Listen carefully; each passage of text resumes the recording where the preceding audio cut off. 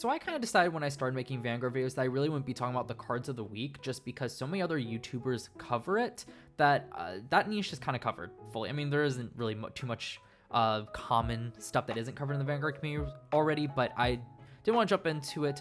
But with the new Zorga cards and Orfist cards that were revealed last week, I kind of just want to throw in my 2 cents and start a discussion with you all in the comment section about these cards, because I love these 2 decks. I love discussing about them. I love theory crafting. So these are the ones that I'm making the exception for. So just to have ease for scrolling through and just kind of showing off the cards, I am in Different Fights Discord server because Kago always provides the translations whenever these new cards are revealed, and always does a phenomenal job. I have verified some of the things that I was questioning, and even Chris, when he translated, was questioning in the stream, with the official Bushiroad posts as well, just to make sure that the wordings are consistent. And I will point out when some of them could potentially be changed, but this is how we understand these cards right now. So of course, first is the teasing spiritualist Zorga Masques. So this card was revealed, not on the Tuesday stream, but with the anime episode, but it was revealed again, well, it was discussed on the Tuesday stream, as well as with some other support cards. So 4 effects here: continuous. This card can only be written from a grade 3 with Zorga in its card name. So of course it's Persona copy, but what this means is you cannot run this in the, well, you can run it in the ride deck, but I would not recommend it because you cannot actually ride it on top of your Black Tears House Drive or whatever grade 2 you're running. So really this card, at first glance, it seems like it's just slowing it down by a turn, but as you can see with the Masque of Hydragum, it's not necessarily the case, but really what it's just saying is you still have to run either your mysterious, no, what is it, spiritual, I'm forgetting the name, Blue Zorga or Red Zorga, I should know the names, Mysterious Rain Spiritualist Zorga or Dead Sea Spiritualist Grave Zorga. Those are the names. But yeah, that's what that effect is for. Then the second effect is when you play a normal, this is a continuous effect again, when you play a normal order, you can bind a normal order for your drop and Alchemagic. So just a blanket Alchemagic is always great. The problem Red Zorga had was it was a bit frustrating that Alchemagic was locked behind a cost and you couldn't just do it because you didn't always want to use that ability. So it's nice that this has Blue Zorga's ability to just let you Alchemagic with no hindrances whatsoever, which is great. And this is actually a slight upgrade to that because it just says you can bind a normal order. And this is what I had to check with the official Bushiroad post. It is just normal order, so now you can stack 2 orders with the same exact name with this one, and I don't think that is too relevant. I mean, there are some good orders you might be able to stack together. You might get some orders later, but one of the powers of Zorga is just being able to combine multiple orders to kind of get all their effects into one. So this is just more of a nice safeguard. If you only have 2 orders with the same name, you can still use the effect. It isn't too common because you run so many 1-ofs because it's so easy to find them, but those situations still come up, so it's quite nice change here. I'd rather have the option to be able to bind 2 orders of the same name when absolutely necessary than not. The next ability is really nice. Continuous Vanguard Circle. If you Alchemagic this turn, all your front row units get power plus 10,000. So this just took Red Zorga's ability and doubled it, which is really, really strong. It was a nice point about Red Zorga as well to be able to help gain power, because you really want in a 3-attack deck your units to just be able to hit as massive numbers as possible. And spoiler, Zorga does now have a 4th attack, and still just extra power with a 4th attack is still great, since this applies to front row units even if they do change over the course of the turn, which is really nice. And Alchemagic, you're going to want Alchemagic each turn, so this is an easy power threshold to hit. Under Persona Ride, that's plus 20k to your front row. That's really strong. And if you don't hit Persona Ride, just still be able to get that 10k power is great. For those of you who didn't play back in the Viera, is kind of a meme about how some of the strongest boss cards, the ones you mainly want to ride, would just give 10k to the front row, and it just lets you hit over defensive triggers and such, hit even harder numbers to guard. Like, you can't just throw down your 5k shields anymore. Like, this 10k power is no joke. It is really good, and that's part of the reason why Persona Rides are always run in every single deck as well. So I think that's pretty self-explanatory, especially from a historical context, all that provided why this effect is so good. And those 2 effects alone are already phenomenal, and this 3rd effect just is kind of like the cherry on top. Act Vanguard Circle. Once per turn, you can remove a card with Zorga in its different card name from your hand, soul, or drop. And if you do, you choose a card from your drop, call it to Rearguard Circle if it's Unicard, and put it into your hand if it is in normal order. So this one just kind of takes the 2 effects of Red Zorga and Blue Zorga and just kind of combines them into one, so you get to choose which one you want to use each turn. And that's awesome. I love the flexibility there. Being able to add back an order card if you don't have one is great. If you just want to build a board, that's great. Or you can just choose not to use it. you always will have this ability set up because you will have one of your Zorgas underneath this card, which is really nice, and you can still run your other Zorgas in your deck. So even if you don't find this card, you can Persona Ride. That's really great, and then eventually you find now you've got 2 uses of the skill. It's still once per turn, but it's nice. Just all in all, it's a really flexible cost. At worst, you're just filtering a card from your hand. At best, you're just taking a card from your drop zone. And the only card I can think that this really is a bit of anti-synergy with is cards that count cards in your drop zone, but Zorga doesn't really run too much of that. The only card I can really think of is Nectar of Sensationalism, and I don't know if this will be run in this deck. Most Zorga decks haven't been running it for a bit with the roaming prison dragons, but it's still of note there. You have to keep that in mind, or you can just get rid of from Soul. Just like a super flexible cost overall. And I'll get more into this effect, but I think before I really want to discuss Zorga Masques, other than my first initial thoughts, I think this card really needs to be discussed with the Masque of Hydragum, as well as another support card, because they all kind of tie together to really get a good picture of how good this Zorga Masques is. But on paper, this card's nuts, frankly. I don't think anyone can look at this and say that this is just not stacked with just really, really good effects. That's really good on paper. So the Masque of Hydragum, its order effect is you can look at the top 5 cards of your deck, choose up to 1 unit Dragon Tree or Masques in its card name from among them, reveal it, put your hand, and shuffle your deck. So a nice consistency card. It is only top 5, so you won't always find them, but it's nice that it's not just your Masques cards, it's also your Dragon Tree, so you have multiple options there. And then it's got an Act Drop Zone ability, and note this does not count towards your order per turn. This is a completely separate effect. If your Vanguard's grade 3 or greater without Masques in its card name, you can reveal a card Masques in its card name, ride the revealed card as stand, and if you rode, put this card into your soul, and if your opponent's Vanguard's grade 3 or greater and you did not Persona Ride this turn, you can activate Persona Ride. Really powerful there, really speeds it up, because right now Zorga Masques is a turn 4 card and you don't get Persona Ride. It isn't the biggest deal since you do get 10k to your front row, but you do miss out on the draw. But this card just allows you to speed it up by, like, there's so many implications with this card that are really cool, that really kind of elevate these Masques cards that are worth talking about. But you can really start to see why I really need to introduce this card while also talking about Zorga as well. The final card I want to talk about is the Dragon Tree Wretch Depth Iweleth. And it has the auto ability: when placed on rear guard circle, you counterblast 1, soul blast 1. Choose one of your rear guard circles without any Dragon Tree markers, put a Dragon Tree marker on it, search your deck for a Masque of Hydragum, reveal it, put it into your hand, and shuffle your deck. So you can easily find your Masque of Hydragum with this card, which is really noble, and set up a Dragon Tree marker, which is also noble because Dragon Tree markers do give the unit 5k power if you have a Vanguard with Masques in its card name.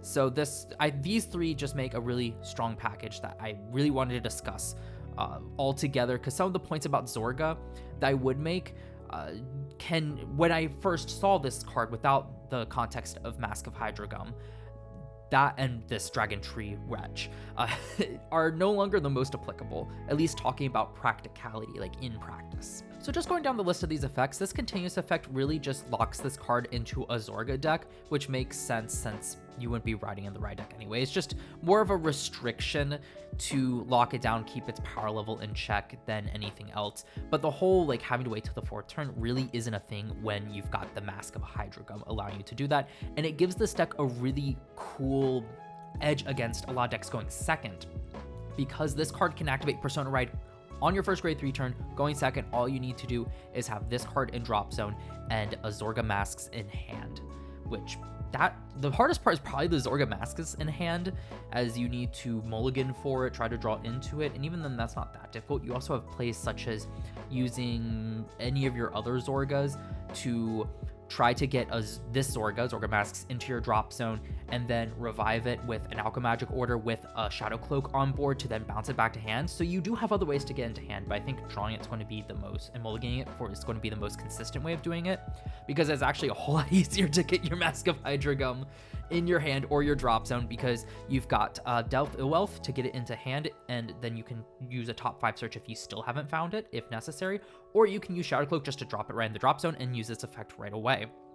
Do note, though, that if you don't have your Zorga Masques in hand and you only can get the Masque of Hydragum in your drop zone, you will have to bind it for Alchemagic, meaning you won't have access to that ability. So not the ideal card to Alchemagic from your drop zone, but it is a phenomenal card to Alchemagic from your hand. And if you're running Red Zorga, you can bounce that card from your drop zone back to hand as well, which is another notable synergy as well. So really, this card highly synergistic with Zorga with all of its order stuff to be able to get it to hand, get it to drop. Like, it's going to be so easy to set up. You really just need to find your Zorga Masques. I think I said my piece about this first effect. It's pretty self-explanatory. Glad to see it. And the second ability here, just the 10k, just provides this deck so much flexibility, which I'll get into a bit later about the ratios and such. So you're not super reliant on Persona Ride necessarily. But I think the more important synergy, like I think you'll want to run Persona Rides just so you can find this card. Just so use with Masque of Hydragum. But more importantly, it just means that you can rely more on your utility orders than your power gaining orders, because being able to Persona Ride gain 10k and then Alchemagic gain another 10k, your friend row is going to have plenty of power. So this effect just lets, one, you can't run Grief, Despair, Rejection with the Zorga Masques, but you might be reliant on Clouded Miasma to gain power. You can instead run more stuff like In the Dim Darkness, Frozen Resentment to build your drop zone, call out better cards, dig through your deck a bit more. You can run more stuff like the Sweets order lets you draw one and then look at top card and mill it. You just don't really need to use and focus on power gaining with the orders, which is really nice. And also, you're a bit less reliant on the Roaming Prison Dragons now. I still think Roaming Prison Dragon is a good card, and I'll discuss that more later, but you can run other cards and still gain a lot of power, which is really nice. And this final skill, I think, has the most to talk about because it seems like it's a really strong skill, don't get me wrong. And being able to have the flexibility of removing a Zorga from hand, soul, or drop is also really strong. I mean, from drop, that's pretty much you're just using the skill for free. You just need a Zorga. But where this card lacks in an immediate in-game cost, the real cost is in deck building, because you still have to run the old Zorga, and you're hard limited to using this effect equal to the number of Zorgas, which isn't necessarily a big deal because you can run up to 7 Zorgas that are non-Zorga Masques in your deck, but that's 7 slots in a deck that's already really tight on space. So you really have to pick and choose, and you're hard limited to the number of times you can use it per turn. You need to find your additional Zorgas to use it as well, and I think that's going to be the biggest limiter for this effect.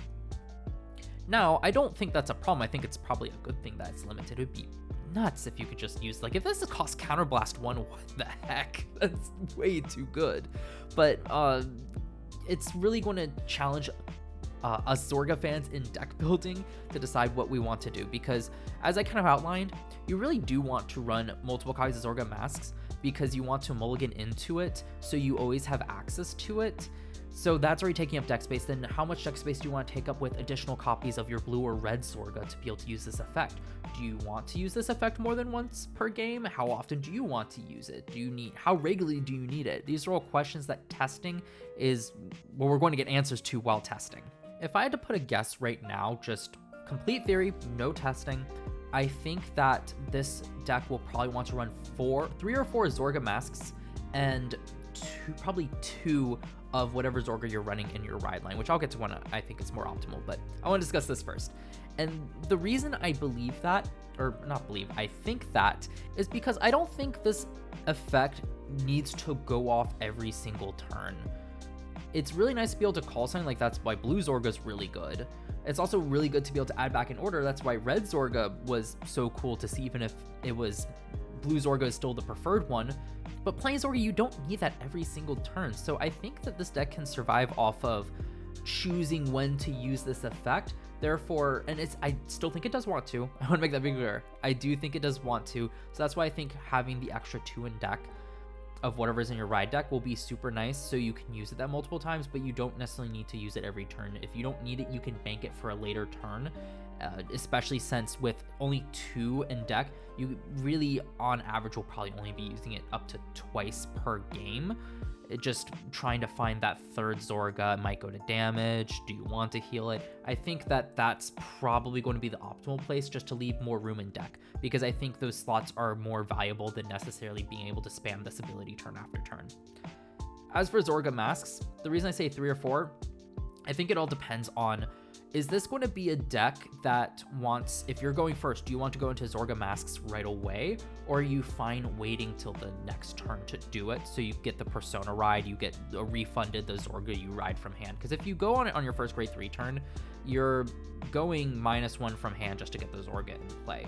And it could be very good still. This is still a card that gives your front row 10k power for Alchemagicking, but you still can use cards like Cloud and Miasma to gain the power, and Zorga really hasn't necessarily had an issue with that in early game.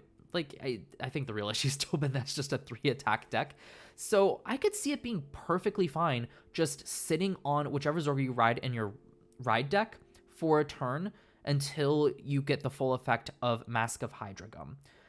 I just don't know, because then, of course, there's still the argument of, well, I can go into Teasing Spirits with Zorga Masques, get the 10k at the front row, start being aggressive, and then Persona ride next turn anyway.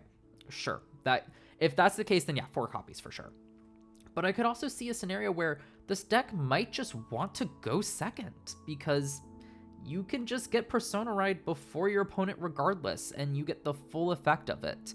And that might be just more swingy, more powerful. You have more time to dig into your deck as well. You are the first one who gets to attack. That's another good point. So I could just see this deck being more optimal going second. Run less Zorga Masques as you see 2 extra cards by the time you get to your grade 3 turn. Well, at least 2 cards, just because you get the starter skill and the drive check, and you can maybe get away with just 3 Zorga Masques because you dig 2 cards deeper. You have extra time to find it, really what it is, and you would just rather have the extra slot for all the great cards we have in Zorga. And furthermore, with the whole Persona ride thing, I don't know, this deck can definitely outgrind the opponent, so I could see you wanting like full copies of Persona ride, but this deck can also loop Persona rides back to hand just by reviving a Persona ride copy and bouncing it with Shadow Clip. That's always an option, and with the plus 10k to the front row, honestly, in the late game, you might not even need to Persona ride. This might just be fine, just gain 10k to the front row. So overall, that's my prediction on the optimal ratios for this card. And finally, I wanted to discuss which Zorga do I think is the better partner to this one? And I think it's easy. I think it's Blue Zorga. Red Zorga definitely does have some scenarios where it will be better just by being able to add back orders to hand. The example I gave with Shadow Cloak, discarding Masque of Hydragum, if you don't have Zorga Masques in hand, you can add that back with your Red Zorga. But I think in general, Blue Zorga is just better because it has that Counterblast 1 to call back a unit from your drop zone, which gives you more flexibility in discarding for your ride line, like such as discarding Rogue Headhunter, and just being able to revive it, get some utility is really strong.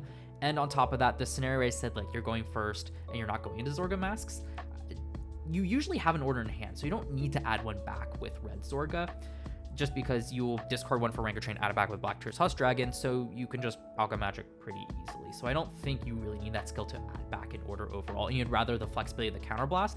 And going second, you can Counterblast 1, revive something with that, whether, like, you've got a ton of utility there. Rogue Headhunter, you can revive Dragon Tree Wedge, Depth Iweleth to be able to search out your Masque of Hydragum if you need to as well. There's a lot of utility there, I think, that outweighs Red Zorga overall. So I think Blue Zorga will be the optimal one overall, because yeah, that's what I was saying. You Counterblast 1, get that utility. It can help you find cards to find what pieces you're missing to go straight into Zorga Masques, and just go into it because you get to use the skill. And then the whole like gaining Alchemy Magic thing off that skill, like you have Alchemy Magic anyway with Zorga Masques anyway. So I see it more, it's more likely that you'll want to be on Blue Zorga than Red Zorga, in my opinion. There's more plays, more utility that you get with that card. So that's really all the thoughts I had on Zorga Masques. With Masque of Hydragum, like this can be a 1-of in your deck. I do not think Zorga needs more than this at a 1-of. I can see an argument for a 2-of just in case it gets damaged, though. That's the only thing I could see, but it's pretty easy to mill it, find it with your Dragon Tree Wretch, Depth Iweleth. I should just call it Depth Iweleth or just the Dragon Tree card, but there's flexibility in that. You can even call this down on grade 2 to find it, so I think it might be all right to just run it at 1 copy, and if it gets damaged, that hurts. But yeah, this deck, it's just so highly synergistic. You just can't Alchemy Magic it from drop zone. Also, it's nice that it gives you a soul as well to use with your Alchemy Magic stuff, which is nice. Now, as for Depth Iweleth, I mean, this card's great. Just be able to search your Masque to then be able to use with Alchemagic to if you need to dig deeper into your deck is really cool. Dragon Tree Marker for extra power is also really cool, as that will last for the rest of the game as long as you're on your Zorga Masques. But at the same time, I don't know how many copies this will be run at, honestly. This is, I think, the biggest point is you're competing with such little space in your deck because you have to run all the orders. We're so used to cards like Roaming Prison Dragon, Shadow Cloak, Rogue Headhunter, which I think all have a reason to be run in the deck. There's arguments to be made for it. So how many of this card do you want? Do you really need it, or is just Shadow Cloak, discarding Masque, Hydragum, and trying to mill for Zorga Masques enough? That's a really good question for this card as well. And I think I need to bring the final support card to really kind of discuss this card, and that is Keel Severing. Auto from drop, if your Vanguard is Zorga Masques, and if you do not have a Keel Severing on your rearguard circle, and this is when your Zorga Masques attacks from Vanguard circle. If you don't have a Keel Severing rearguard circle, you can counterblast one, retire a rearguard to call this card to a rearguard circle with a Dragon Tree Marker. That's a 4th attack. That's really strong. It's only a 5k grade 2, but I mean, come on. Persona Rai, 10k. This is a swing for minimum 25k. You can leave a booster up to make it bigger. That's before triggers. That's before other orders applying and such. Yeah, this card's strong for sure. No doubt about it. It's just specifically limited to the Zorga Masques archetype, and you need to actually run one of the Dragon Tree cards, and I do think that the Depth Iweleth is the better one because it does also synergize with setting up Zorga Masques, and the other one, being able to bounce back in order, I don't think is too relevant when Zorga Masques can as well. So if you're running Keel Severing, you are running this Dragon Tree Wretch.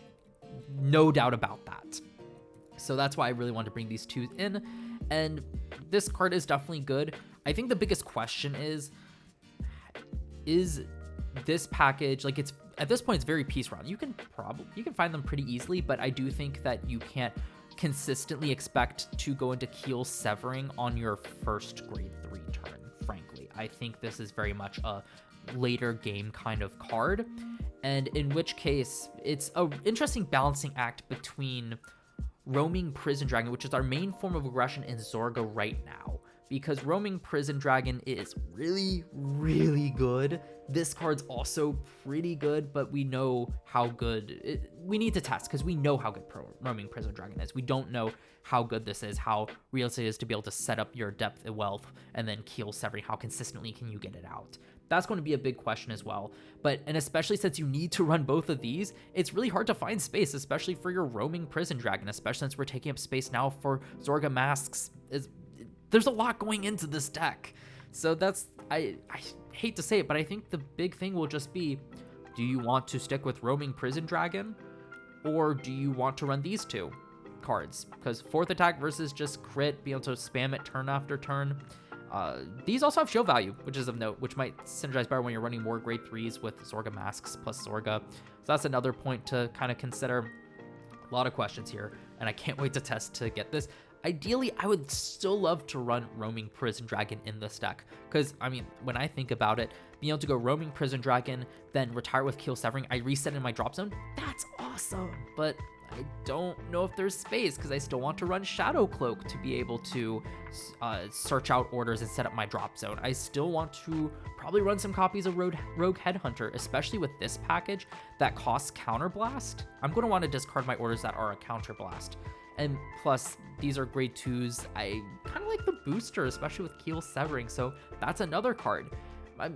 It very well could be that maybe drop Rogue Headhunter, just don't run maybe like 1 or 2 orders that cost a Counterblast, so you can more readily use Counterblast on these instead of Roaming Prison Dragon. That might be an option, but still, there's a lot of great orders that cost a Counterblast that I think are still worth running, thus maybe Rogue Headhunter. Just so many questions here. This is really just a whole other package to be able to run, and that's exciting for testing. So if I had to guess, I'm thinking that it's going to be either these two cards or Roaming Prison Dragon, and I think part of that might also just depend on the meta that we are in. There's a lot of variables, so I'm going to be fascinated to see what happens. I don't know what to say, but I think it will be a one or the other just due into deck space. So this wasn't revealed as part of the Tuesday stream as well, just the daily reveals, but I also wanted to talk about it because it's very interesting with Zorga, and that's War of Invocation. It's a normal order. It's grade 0 that costs Counterblast 1. You look at the top 5 cards of your deck, reveal a card with the same grade as your Vanguard, add to your hand, and discard the rest. That's really strong mill. This is a mill 4, and potentially mill 5, because we're not guaranteed necessarily a card off of this one, but this is kind of nuts early on, just because it's reveal a card with the same grade or greater than your Vanguard, so actually technically you're less likely to find stuff later in the game. Great way to find your Zorga Masques. Maybe you need to find your, not Keel Severing, but the Dragon Tree Wretch. That's another option you can add off of if you play it, well, yeah, because if you play it on your grade 2 turn, you can add that one. So you really play on grade 2 turn because it costs a Counterblast. So this is a really interesting card for sure. I think the big question is, I don't know if Zorga really wants to be using an order card on its, like, you need extra order cards really to be able to justify using order card on turn 2 versus saving it for your grade 3. Yeah, you have Zorga, so you can always add it back, but then it also becomes worse the later in the game you go, and it might just be look at top 5 mill it, and you might see triggers, so you might not necessarily want to do that. But at the same time, it's an interesting consistency tool for early in the game. And also, since it's early in the game, you also want to draw it. So in the end, do I think this card will be run? Probably not. I don't think it is good enough, especially since later in the game, you want to really run a toolbox. You can't really search out early on, but it's better early on. It also costs a Counterblast, and we have so many Counterblast cards between the Dragon Tree cards, Keel Severing, just Zorga, our orders, or other orders as well. So I do think this one will probably not be run, but I think it's a really interesting card, and even though I don't think it will necessarily slot into Zorga, I do think that this card could see play elsewhere, just to dig deeper into the deck. If we have a deck that really depends on number of cards it drops on, this card's going to be awesome for it. All right, moving over to the Orfist cards. First off, well, before getting into those, they announced that for the Festival Collection, that Bulbamine, Marinorm, and Violet Dragon will all be reprinted, which I am so happy about. Marinorm's whatever, but Bulbamine, great reprint. I believe we're also getting it in the English version of Set 9, which is great. So now English will have 2 reprints for this card, and it is a card that has stood the test of time, and I think it will continue staying the test of time, and PG reprints are always just great. As for the new Orfist cards, we got 2 of them, and then 1 generic Brandt card, which I'll also discuss. Cardinal Principal Rafild is the double rare for Orfist, is a grade 1 with 5k power that has ability when placed on rearguard circle from hand. If your world is Abyssal Dark Knight, use Soul Blast 1 to call a Shadow Army token to the same column as this unit. Shadow Army token can of course boost this, so you can choose either to put the Shadow Army token in front of this, attack with that, maybe save this as a booster, or just boost it, or you can put this in front, boost it, or if you're on a Persona right, you can always just attack with it, leave up the Shadow Army token for boost, and it's got a lot of utility there. You also, well, you won't be using this until your first grade 3 turn, because that's when you're in Abyssal Dark Knight first, so it doesn't have early rush implications, but by that point, you probably have an Overcoming Eternity set up, so that Shadow Army token's also gaining power, so that's pretty neat. But the problem I see with this card is Orfist deck space, again, just like Zorga, is pretty tight because of the orders, and we also have a great card quality overall. So the card that's closest in comparison to this card, I think, is Kagula. When placed in regular circle, if you're in Dark Knight, Soul Charge 1, if you're Abyssal Dark Knight, Soul Charge 2, and then you can Soul Blast 1, retire it when you're, I believe, yeah, you have to be Abyssal Dark Knight to be able to call a Shadow Army token to rearguard circle. So this card's, I think, most comparable to that one. The difference is you don't lose out on this card, but you don't get the Soul Charge. In fact, you're also still using a Soul Blast, so that part's negligible, but the part is that you're not really using you're not getting the Soul Charge. And frankly, I just think this is inferior overall to Kagula. The soul it provides is very nice, but I think more importantly, Kagula is just more flexible. You can call Kagula early to act as a booster, or maybe rush as an attacker, and then if it survives, sack it off to call a more powerful Shadow Army token once you're in Abyssal Dark Knight, and have Overcoming an Eternity set up to power up that Shadow Army token. And I think that's just way more valuable than keeping this up as a 5k booster. I think that 5k is relatively negligible in Orfist, and just having a booster turn after turn is also fairly negligible, especially as a 5k. So honestly, I'm not too impressed by this card. I mean, you can make the argument, yeah, you can run this and Kagula in your deck, but then you're losing out on other great utility cards that help you find your orders or set up a 5th attack on your first grade 3 turn. I just don't think the deck wants to run multiple cards that spawn Shadow Army tokens like unit cards, and would rather have the flexibility of that one. And also, this is just another card you'd want to hold in your hand to play once you get your grade 3 turn that you can't discard, so it doesn't necessarily take the place of, say, Combine Rusher, some decks run as well. So yeah, there's just a better version of this card. I don't see this deck really wanting multiples that can spawn Shadow Army tokens, so Moving over to Cardinal Noid Gurunda? Yeah, Gurunda. And this card is a common, which to me is crazy. We'll see once we discuss the effect. It has 2 effects. Most commons don't have 2 effects on the ride line cards, which is also interesting. But the first skill is when placed on Rearguard Circle from hand, if your order is Dark Knight or Abyssal Dark Knight, so you can use this on turn 2 or turn 3 and onward. You may look at the top 7 cards of your deck, choose up to 2 world set order from them, discard them, and shuffle your deck.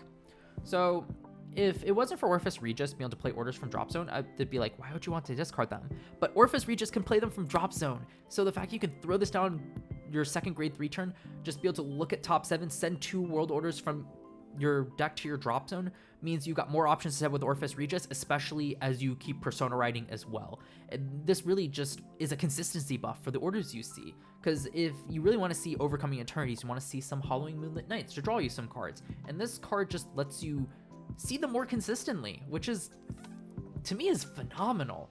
And also, the nice thing is, one thing with Orfist is you don't farm a hand, so it really hurts when you drive check 1 or even 2 world orders, because honestly, you really just need to have, you search out 1 on from the ride line, you really want 1 more to play from hand on your first grade 3 turn, and also 1 to drop to play out, which this card can find you.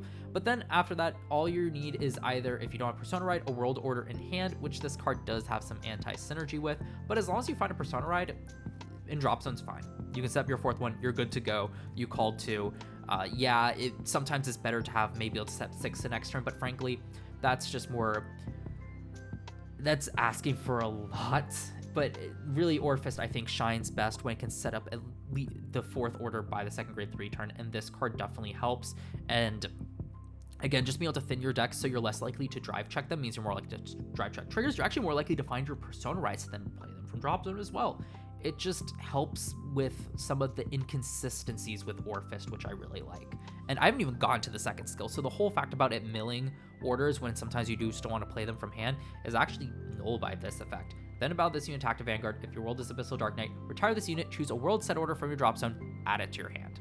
So this one can just add it to your hand, so it's just straight consistency. You mill from your deck, you can thin your deck, which is great, see triggers, your Persona rides, so on and so forth, and then this card counteracts the whole like, oh, but maybe you want to see some of those orders to play. Well, no, you just milled them, you retire it, add it back to your hand, no problem.